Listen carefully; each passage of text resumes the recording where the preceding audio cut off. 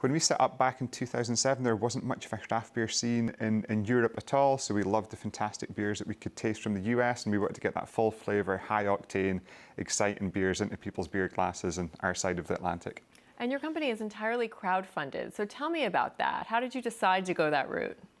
We were almost kind of forced into it. It was back in 2009, it was a recession, financial meltdown, we couldn't get any money from the banks, so we had to think outside the box. And any small company has to have access to capital, and usually where you get that capital from involves some degree of compromise. So you can deal with venture capitalists, you can sell to a parent company, but we didn't want to do that. So we came up with what we dubbed equity for punks.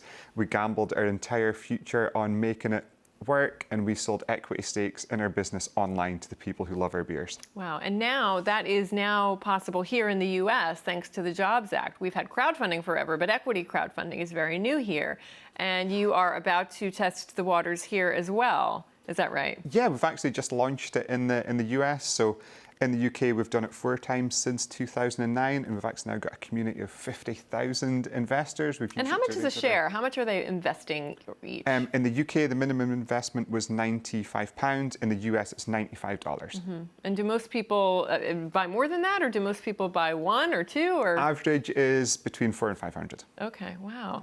Now, what are it seems to me, this could be potentially very risky, because you could open yourself up to having, everyday people who don't know anything about the markets thinking, oh, I like beer, I'm going to, pour a lot of money in that, or any other company. And, without people that maybe don't know about fundamentals or what to look for. I mean, what do you think about that? Well, what I like about how things have been done with the Jobs Act, everything is to be signed off by the SEC, everything has to be audited, everything has to be verified. So the fact there's that process in place, it's almost the same as any company going for IPO. There's those kind of protections in place for the investors, so, which I think is really important. And they get benefits, right? They get discounts and freebies. What else do they get?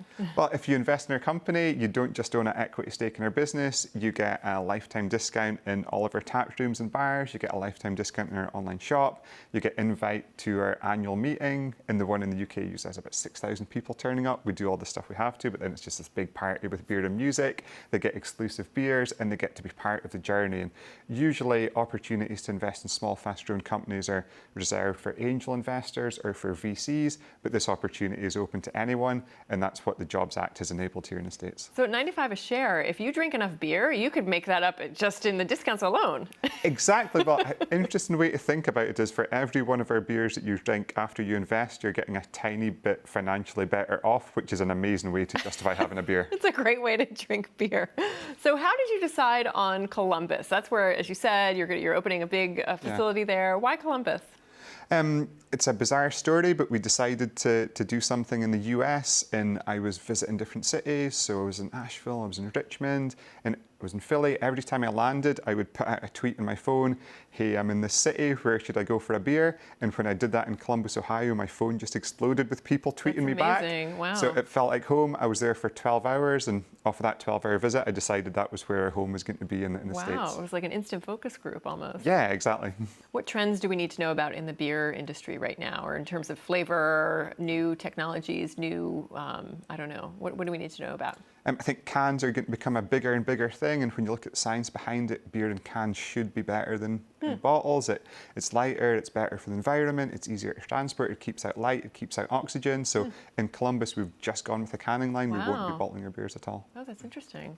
Now, having been through what you've been through to get this far, you're obviously a successful entrepreneur. What advice would you give to other entrepreneurs who might have an idea just like you did and looking to get it off the ground? I think you've got to never give up, and you've not got to listen to what anyone says to you. So when we launched Equity Punks for the first time in 2009 in the UK, no one had ever done anything like that before. We spoke to 6 different legal companies, and they all told us what we were looking to do was impossible, but we kept on going. We spoke to a 7th who said we could do it, but it would cost us £100,000. At that time, we had £30,000 in our bank account, so we gambled our entire future in making this work. We put everything in the line for what we believed in, and we just kept going until we got the outcome that we needed.